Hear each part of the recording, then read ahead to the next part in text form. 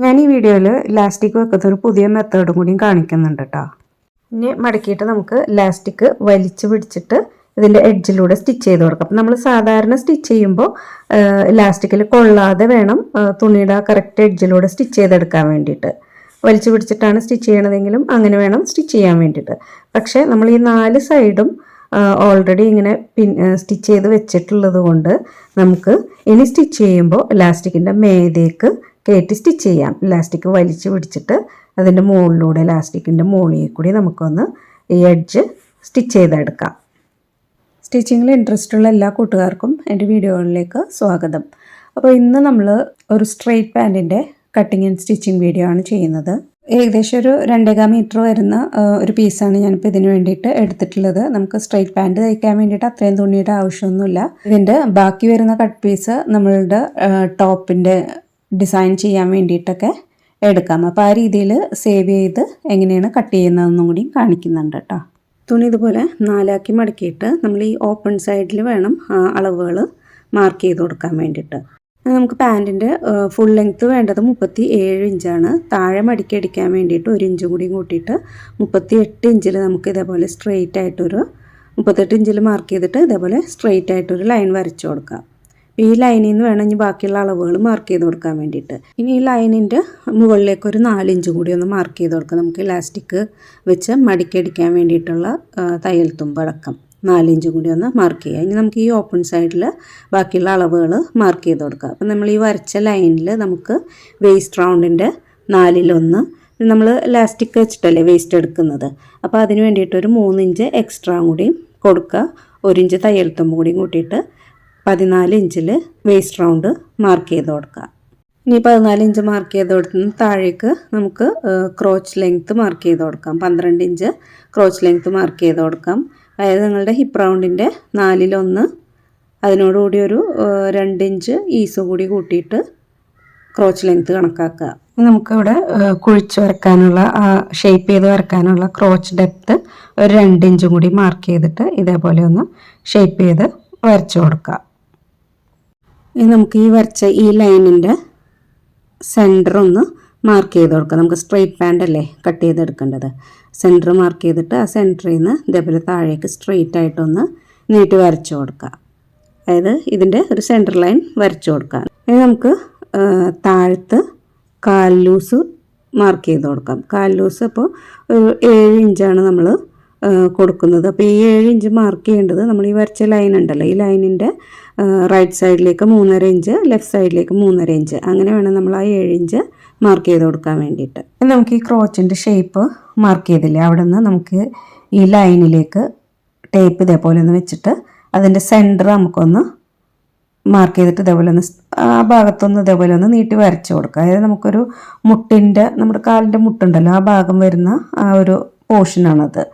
അവിടെ നമുക്ക് നമ്മൾ താഴെ കൊടുത്തതിനേക്കാൾ 1 ഇഞ്ച് കൂട്ടിയിട്ട് 3.5 ഒരു 1/2 ഇഞ്ച് 2 സൈഡിലേക്കും 4 ഇഞ്ച് ഈ സൈഡിലും 4 ഇഞ്ച് ഈ ലൈനിൻ്റെ അപ്പുറത്തെ സൈഡിലും മാർക്ക് ചെയ്ത് കൊടുക്കുക. ഇനി നമുക്കൊരു ലെഗ് കർവ് സ്കെയിൽ യൂസ് ചെയ്തിട്ട് ഇതേപോലെ 2 സൈഡും ജോയിൻ ചെയ്ത് വരച്ചു കൊടുക്കുക. ഇത് ഞാൻ ബാക്ക് പീസിൻ്റെ അളവിലാണ് നമ്മൾ ഈ അളവുകൾ മാർക്ക് ചെയ്തത്. സ്ട്രെയിറ്റ് പാൻറ്റ് കട്ട് ചെയ്യുമ്പോൾ നമ്മൾ ഫ്രണ്ടും ബാക്കും ഒരേ അളവിലല്ല കട്ട് ചെയ്യേണ്ടത്. ഫ്രണ്ടിലത്തത് ബാക്കിനേക്കാളും 1 ഇഞ്ച് കുറച്ചിട്ടാണ് കട്ട് ചെയ്തെടുക്കേണ്ടത്. അപ്പോൾ നമ്മൾ ഈ മാർക്ക് ചെയ്തതിൽ നിന്ന് ഈ ക്രോച്ചിൻ്റെ ഈ സൈഡ് ഉണ്ടല്ലോ, ആ ഭാഗത്ത് നമുക്ക് 1 ഇഞ്ച് കുറച്ചിട്ട് ഇതേപോലെ നമുക്ക് ഇതിൻ്റെ ഒപ്പമായിട്ട് കറക്റ്റ് ഓരോ ഇഞ്ച് കുറച്ച് നമുക്ക് ഇതേപോലെ ഈ ലൈനിങ്ങനെ വരച്ചു കൊടുക്കാം. ഈ സൈഡ് നമുക്ക് 4 പീസും ഒരുമിച്ച് വെച്ചിട്ട് കട്ട് ചെയ്തെടുക്കാം. അപ്പുറത്തെ സൈഡ് നമ്മൾ ഫ്രണ്ടും ബാക്കും സെപ്പറേറ്റ് വേണം കട്ട് ചെയ്തെടുക്കാൻ വേണ്ടിയിട്ട്. നമ്മൾ ഫ്രണ്ടിലേക്ക് 1 ഇഞ്ച് കയറ്റിയിട്ടല്ലേ മാർക്ക് ചെയ്തത്. അപ്പോൾ ആദ്യം 2 പീസ് മാത്രം എടുത്തിട്ട് ആ 1 ഇഞ്ച് ഉള്ളിലേക്ക് നീക്കി വരച്ച ആ ലൈൻ ഉണ്ടല്ലോ, ആ ലൈനിൽ കൂടി നമുക്കൊന്ന് കട്ട് ചെയ്തെടുക്കാം. നമുക്ക് ബാക്ക് പീസ് അത് കഴിഞ്ഞിട്ട് വരച്ചിട്ടുള്ള ആ ലൈൻ ഉണ്ടല്ലോ, അതിൽ കൂടിയും കട്ട് ചെയ്തെടുക്കാം. ഇതിപ്പോൾ ഫ്രണ്ടിൻ്റെത് കട്ട് ചെയ്തത്, ഇത് ബാക്കിൻ്റെത് കട്ട് ചെയ്തത്. നമുക്ക് ഈ ബാക്ക് പീസിൻ്റെ നല്ല വശവും ബാക്കിൽ 2 പീസ് ഉണ്ടല്ലോ, അതിൽ ഒരുമിച്ച് വെച്ചിട്ട് ഈ ക്രോച്ചിൻ്റെ ഇവിടെ ഒന്ന് സ്റ്റിച്ച് ചെയ്ത് കൊടുക്കുക. അതേപോലെ തന്നെ ഫ്രണ്ട് പീസിൻ്റെതും നല്ല വശം ഒരുമിച്ച് വെച്ചിട്ട് ഈ ക്രോച്ച് ഭാഗം ഒന്ന് സ്റ്റിച്ച് ചെയ്ത് കൊടുക്കുക. ബാക്കിൽ ജോയിൻ ചെയ്തെടുത്ത പീസാണിത്. ഫ്രണ്ടിലെ ക്രോച്ച് ജോയിൻ ചെയ്ത പീസും ബാക്കിലെ പീസ് ഇത് ഫ്രണ്ടും ബാക്കും ഇതേപോലെ ഒരുമിച്ച് വെച്ചിട്ട് നമുക്ക് ഇനി ഒന്ന് സൈഡ് കൂട്ടി അടിച്ചു കൊടുക്കാം. അതുപോലെ തന്നെ ഇപ്പുറത്തെ സൈഡും ഒരുമിച്ച് വെച്ചിട്ട് നമുക്ക് സൈഡ് കൂട്ടി അടിച്ചു കൊടുക്കാം. അപ്പം ഞാനിത് പോക്കറ്റ് വെച്ചിട്ട് സ്റ്റിച്ച് ചെയ്യാൻ വേണ്ടി ഉദ്ദേശിച്ചിട്ടുണ്ടായിരുന്നില്ല, കാരണം ഇതിൻ്റെ ടോപ്പ് സൈഡ് സ്ലിറ്റ് അല്ല, ഒരു അനാർക്കലി ടോപ്പാണല്ലോ. അപ്പം ഞാൻ ഈ പാൻറ് സ്റ്റിച്ച് ചെയ്ത് കഴിഞ്ഞതിന് ശേഷം ബിഗിനേഴ്സിനും കൂടി മനസ്സിലാകുന്ന രീതിയിൽ ഈസി ആയിട്ട് പോക്കറ്റ് വെച്ച് കൊടുക്കുന്ന ഒരു മെത്തേഡ് ചെയ്തിട്ടുണ്ട്. അതപ്പോൾ ഞാൻ ഈ വീഡിയോയിൽ ഉൾപ്പെടുത്തുന്നില്ല. അത് ഞാൻ പോക്കറ്റ് സ്റ്റിച്ച് ചെയ്യണം മാത്രമായിട്ടൊരു വീഡിയോ ഓൾറെഡി അപ്ലോഡ് ചെയ്തിട്ടുണ്ട്. അപ്പോൾ അതൊന്ന് കണ്ടു നോക്കാം. നമുക്ക് താഴെ വക്കൊന്ന് ഒരു 3/4 ഇഞ്ച് വീതിയിൽ മടക്കിയിട്ടൊന്ന് സ്റ്റിച്ച് ചെയ്തെടുക്കാം. നമുക്ക് സാധാരണ പോലെ ഈ കാല് ഇതേപോലെ ഒരുമിച്ച് വെച്ചിട്ട് ഈ ഭാഗവും കൂടി ഒന്ന് സ്റ്റിച്ച് ചെയ്ത് ജോയിൻ ചെയ്തെടുക്കാം. വേസ്റ്റ് ഭാഗത്ത് ഇലാസ്റ്റിക്കും കൂടി ഒന്ന് വെച്ച് കൊടുക്കാം. വേസ്റ്റ് റൗണ്ടിനേക്കാൾ ഒരു 4 ഇഞ്ച് കുറച്ചിട്ടാണ് നമ്മൾ ഇലാസ്റ്റിക്കിൻ്റെ ലെങ്ത്ത് എടുത്തിട്ടുള്ളത്. സാധാരണ ഞാൻ ഇലാസ്റ്റിക്കിൻ്റെ രണ്ടറ്റവും കൂടിയും കൂട്ടി അടിച്ചിട്ട് ഇലാസ്റ്റിക് ഉള്ളിൽ വെച്ച് മടക്കി സ്റ്റിച്ച് ചെയ്ത് കൊടുക്കാറാണ് ചെയ്യാറ്. ഞാൻ കുറേ മുമ്പ് ഒരു റീലിൽ ഇലാസ്റ്റിക് അതിനേക്കാളും ഈസി ആയിട്ട് ചെയ്യുന്നൊരു മെത്തേഡ് കണ്ടിട്ടുണ്ടായിരുന്നു. ഇലാസ്റ്റിക്കിൻ്റെ 4 സൈഡും ഒന്ന് പിൻ ചെയ്ത് വെച്ചിട്ട് ചെയ്യുന്നൊരു രീതി നല്ല ഇൻട്രസ്റ്റിംഗ് ആയിട്ട് തോന്നി. അപ്പോൾ ഞാനതൊന്ന് നിങ്ങളുടെ കൂടെ കൂടി ഒന്ന് ഷെയർ ചെയ്യാമെന്ന് വിചാരിച്ചു. ഫ്രണ്ടിലും ബാക്കിലും സെൻറ്റർ നമുക്ക് ക്രോച്ച് ജോയിൻ ചെയ്ത ഭാഗം കാണുമ്പോൾ മനസ്സിലാവുമല്ലോ. സൈഡ് നമ്മൾ കൂട്ടി സ്റ്റിച്ച് ചെയ്തില്ലേ, അതാണ് സൈഡിൻ്റെ സെൻറ്റർ. ഇനി ഈ 4 ഭാഗത്തും നമുക്ക് ഇലാസ്റ്റിക്കിൻ്റെ 4 സൈഡും ജസ്റ്റ് ഒന്ന് പിൻ ചെയ്ത് വെക്കാം, അല്ലെങ്കിൽ ജസ്റ്റ് സ്റ്റിച്ച് ചെയ്ത് വെക്കാം. ഞാൻ കാണിച്ചു തരാം അതെങ്ങനെയാണെന്ന്. അതിനായിട്ട് ആദ്യം നമുക്ക് ഇലാസ്റ്റിക് ഒപ്പം മടക്കിയിട്ട് അതിൻ്റെ സെൻറ്റർ ഒന്ന് മാർക്ക് ചെയ്ത് കൊടുക്കുക. ഇനി ഇലാസ്റ്റിക് നമ്മൾ കൂട്ടിയടിക്കാൻ വേണ്ടി വെക്കൂലേ, ഒന്നിൻ്റെ മുകളിൽ ഒന്നായിട്ട് ഇങ്ങനെ വെക്കൂലേ, ഇതേപോലെ വെച്ചിട്ട് ഇതേപോലെ ഒരു 1/2 ഇഞ്ച് തയ്യൽ തുമ്പ് മടക്കിയിട്ട് അവിടെ ഒന്ന് ജസ്റ്റ് പിൻ ചെയ്ത് വെക്കുക. ഫ്രണ്ടിലെ ക്രോച്ചിൻ്റെ ഭാഗത്ത് ഇതേപോലെ പിൻ ചെയ്ത് വെക്കുക. നമ്മൾ ഇലാസ്റ്റിക്കിൻ്റെ സെൻറ്റർ നേരത്തെ മാർക്ക് ചെയ്തില്ലേ, ആ മാർക്ക് ചെയ്തത് ബാക്കിലെ ക്രോച്ചില്ലേ, ബാക്കിലെ ക്രോച്ചിൻ്റെ ഒപ്പം ഇതേപോലെ വെച്ചിട്ട് അവിടെയും ഒരു 1/2 ഇഞ്ച് മടക്കിയിട്ട് നമുക്കൊന്ന് പിൻ ചെയ്ത് വെച്ച് കൊടുക്കാം. ഇലാസ്റ്റിക് വെക്കേണ്ടത് തുണിയുടെ ചീത്ത വശത്താണ് കേട്ടോ. ഇനി നമുക്ക് ഈ പിൻ ചെയ്ത ഭാഗത്ത് പിന്ന് മാറ്റിയിട്ട് ഇലാസ്റ്റിക്കിൻ്റെ മേതയിൽ കൂടി നമുക്കൊന്ന് സ്റ്റിച്ച് ചെയ്ത് കൊടുക്കാം. അപ്പോൾ നമ്മൾ ഫ്രണ്ട് സ്റ്റിച്ച് ചെയ്തെടുത്തു. ഇപ്പോൾ ബാക്കിൻ്റെ ഞാൻ സ്റ്റിച്ച് ചെയ്യണതും കൂടി ഒന്ന് കാണിച്ചു തരാം. നമ്മൾ ഇലാസ്റ്റിക് ഇതേപോലെ ഒപ്പം മടക്കിയിട്ട് സെൻറ്റർ മാർക്ക് ചെയ്തില്ലേ, ആ മാർക്ക് ചെയ്തത് ഇതാണ് ബാക്കിലെ ക്രോച്ച് ജോയിൻ ചെയ്ത ആ ലൈനിൻ്റെ ഒപ്പം ഇതേപോലെ വെച്ചിട്ട്, അപ്പോൾ വെക്കുമ്പോൾ നമ്മൾ പാൻറ്റിൻ്റെ ചീത്ത വശത്ത് വേണം ഇലാസ്റ്റിക് വെച്ച് കൊടുക്കാൻ വേണ്ടിയിട്ട്. വെച്ചിട്ട് 1/2 ഇഞ്ച് തയ്യൽ തുമ്പ് കൂടി മടക്കിയിട്ട് അതിൻ്റെ മുകളിൽ കൂടി, അതായത് ഇലാസ്റ്റിക്കിൻ്റെ മുകളിൽ കൂടി അവിടെയും ഒരു സ്റ്റിച്ച് ഇട്ട് കൊടുക്കുക. അപ്പോൾ നമ്മൾ 2 സൈഡ് ഇപ്പോൾ സ്റ്റിച്ച് ചെയ്ത് വെച്ചു, ഫ്രണ്ടും ബാക്കും. നമ്മൾ ഈ ഫ്രണ്ടിലെയും ബാക്കിലെയും ഇലാസ്റ്റിക് നമ്മൾ സ്റ്റിച്ച് ചെയ്തില്ലേ, അത് രണ്ടും ഇതേപോലെ ഒന്ന് ഒപ്പം വെച്ചിട്ട് സൈഡിലെ സെൻറ്റർ ഒന്ന് മാർക്ക് ചെയ്ത് കൊടുക്കാം. ഈ പറയുന്നത് കേട്ടിട്ട് ഒരുപാട് പ്രോസസ്സ് ഉണ്ടെന്നൊന്നും വിചാരിക്കേണ്ട കേട്ടോ. നിങ്ങൾക്ക് മനസ്സിലാക്കാൻ വേണ്ടി പറയുന്നതുകൊണ്ട് ഇത്രയും ലെങ്തി ആവുന്നേ ഉള്ളൂ.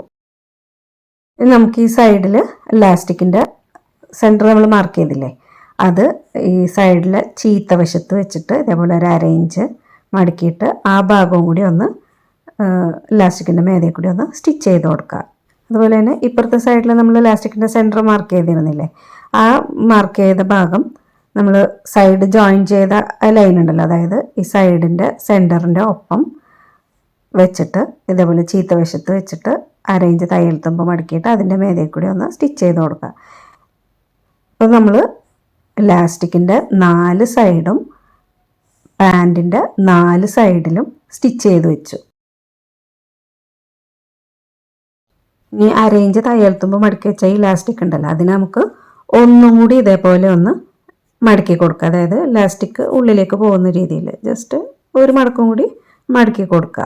ഇനി മടക്കിയിട്ട് നമുക്ക് ഇലാസ്റ്റിക് വലിച്ചു പിടിച്ചിട്ട് ഇതിൻ്റെ എഡ്ജിലൂടെ സ്റ്റിച്ച് ചെയ്ത് കൊടുക്കാം. അപ്പം നമ്മൾ സാധാരണ സ്റ്റിച്ച് ചെയ്യുമ്പോൾ ഇലാസ്റ്റിക്കിൽ കൊള്ളാതെ വേണം തുണിയുടെ കറക്റ്റ് എഡ്ജിലൂടെ സ്റ്റിച്ച് ചെയ്തെടുക്കാൻ വേണ്ടിയിട്ട്. വലിച്ചു പിടിച്ചിട്ടാണ് സ്റ്റിച്ച് ചെയ്യണതെങ്കിലും അങ്ങനെ വേണം സ്റ്റിച്ച് ചെയ്യാൻ വേണ്ടിയിട്ട്. പക്ഷേ നമ്മൾ ഈ 4 സൈഡും ഓൾറെഡി ഇങ്ങനെ സ്റ്റിച്ച് ചെയ്ത് വെച്ചിട്ടുള്ളത് കൊണ്ട് നമുക്ക് ഇനി സ്റ്റിച്ച് ചെയ്യുമ്പോൾ ഇലാസ്റ്റിക്കിൻ്റെ മേതേക്ക് കയറ്റി സ്റ്റിച്ച് ചെയ്യാം. ഇലാസ്റ്റിക് വലിച്ചു പിടിച്ചിട്ട് അതിൻ്റെ മുകളിലൂടെ ഇലാസ്റ്റിക്കിൻ്റെ മുകളിൽ കൂടി നമുക്കൊന്ന് ഈ എഡ്ജ് സ്റ്റിച്ച് ചെയ്തെടുക്കാം. നമ്മളിത് 4 സൈഡും അടിച്ചു വെച്ചേക്കുന്നതുകൊണ്ട് ഇലാസ്റ്റിക് പിരിഞ്ഞു പോകുമൊന്നുമില്ല. എന്നാലും ഒരു ഭംഗിക്ക് വേണ്ടിയിട്ട് നമുക്ക് ഇലാസ്റ്റിക്കിൻ്റെ സെൻറ്ററിൽ കൂടി ഒന്ന്, അതായത് ഇലാസ്റ്റിക് വലിച്ച് പിടിച്ചിട്ട് നമ്മൾ സാധാരണ സെൻറ്ററിൽ കൂടി സ്റ്റിച്ച് ചെയ്യൂലേ, അതേപോലെ ഒരു സ്റ്റിച്ചും കൂടി ഇട്ട് കൊടുക്കാം. ഈ രീതിയിൽ നമ്മൾ പാൻറ് ഫിനിഷ് ചെയ്തെടുക്കാം. നിങ്ങൾ ഒരു പ്രാവശ്യമെങ്കിലും ഈ രീതിയിലൊന്ന് ചെയ്ത് നോക്കാം കേട്ടോ. അപ്പോൾ നിങ്ങൾക്ക് എന്നിട്ട് ഏതാണ് എളുപ്പം എന്നുള്ളത് മനസ്സിലാക്കാം. സാധാരണ നമ്മൾ ഇലാസ്റ്റിക് വെച്ച് കൊടുക്കുന്നത് 2 രീതിയിലാണ്. ഒന്ന്, വേസ്റ്റ് ബാൻഡ് ആദ്യം അടിച്ചിട്ട് ഇലാസ്റ്റിക് പിന്നെ വെച്ചിട്ട് ഉള്ളിലേക്ക് കടത്തി ഇലാസ്റ്റിക് കൂട്ടി അടിച്ചെടുക്കുന്നു. രണ്ടാമത് നമ്മൾ ഇലാസ്റ്റിക് ആദ്യമേ കൂട്ടി അടിച്ചിട്ട് വേസ്റ്റ് ബാൻഡ് അടിക്കണതിൻ്റെ ഒപ്പം തന്നെ ഇലാസ്റ്റിക്കും കൂടി വെച്ച് കൊടുത്ത് സ്റ്റിച്ച് ചെയ്തെടുക്കുന്നു. അപ്പോൾ ഇതിലേതാണ് നിങ്ങൾക്ക് എളുപ്പമായിട്ട് തോന്നിയതെന്നൊന്ന് കമൻറ്റ് ചെയ്യാം കേട്ടോ. ഇതിൽ പോക്കറ്റ് വെക്കുന്നത് എങ്ങനെയാണെന്ന് ഞാൻ അതിൻ്റെ സെപ്പറേറ്റ് വീഡിയോ ഇട്ടിട്ടുള്ളത് കാണാത്തവരൊന്ന് കണ്ടു നോക്കാം.